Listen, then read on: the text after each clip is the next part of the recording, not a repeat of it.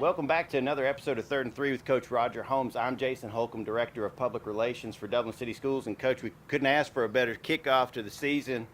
Winning at halftime 14-7, end of the game 42-7. We actually had the game put away in the third quarter. I noticed we saw some second, third string guys get some good playing time. I know that has to make you feel good, giving them some reps and the starters a little bit of a breather.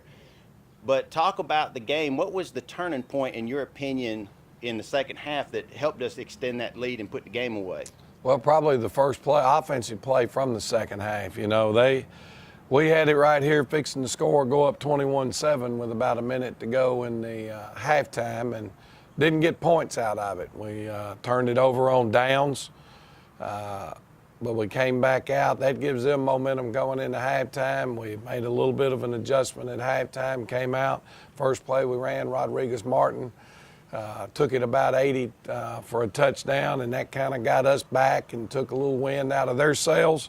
And I think from that point forward, our kids just settled into playing football and got rid of some of the first night jitters and really played well.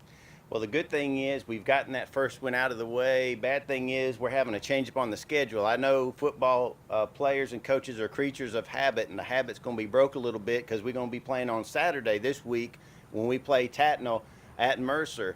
I know that creates a whole nother set of logistics for you, but speaking specifically on Tattnall, what's the one thing that we're going to have to do this week to make sure that we come out victorious up there at Mercer?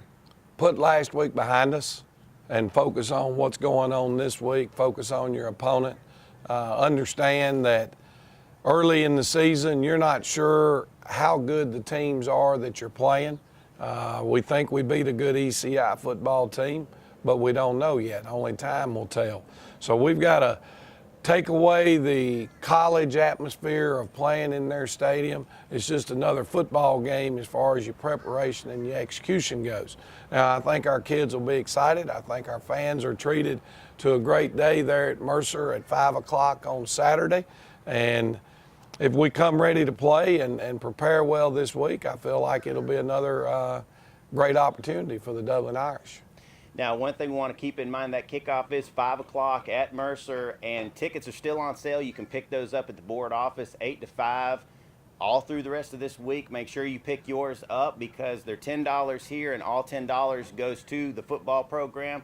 If you get up to Mercer, they're going to be $12, and then that's going to be split 4 ways against the 4 teams who are competing that night. 5 ways. Macon Touchdown Club gets their part too, so it's even less. Wow. But that's awesome, though. You know, we want our fans, like you mentioned, Jason, show up, wear their green and gold. If you're a Lawrence County native, there's no college games, NFL games going on. Come up and support us. And get out and have a great weekend. And then it'll be good for Macon. It's great for the Macon Touchdown Club. That is a phenomenal organization. They've been that way for many, many years. And we're honored to have the opportunity to go up there and represent Lawrence County and Dublin High School. Well, we're excited about that. We know there were a couple of players you talked about in the past couple of days that we need to keep an eye out. A running back, a quarterback, and we'll flip through some of their little highlights while we're sitting here talking. But Coach, more importantly, let's talk about our guys as we wrap things up for this week. I know there were more than 3 guys that stepped up to the plate, but if you had to name 3 right now off the top of your head, who are the 3 that were standout players for us in the win last week? Well, I think number 1, you'd have to go with Rodriguez-Martin. I mean, he had nearly 200 yards rushing at quarterback, and that's phenomenal. But the other 2 guys are kind of unsung heroes. We felt like Ty McCray at offensive guard for us played the best football game he's played since he's been in Dublin. He had a heck of a night. And Barrick Wadley, a defensive tackle, led our team in tackles last week with 5 unassisted tackles and 5 assists for a total of 10. Wow. And when a D tackle has 10 tackles in the line of scrimmage, that's a heck of a night. So those 3 young men were probably the guys that you'd give the game balls to, if you will.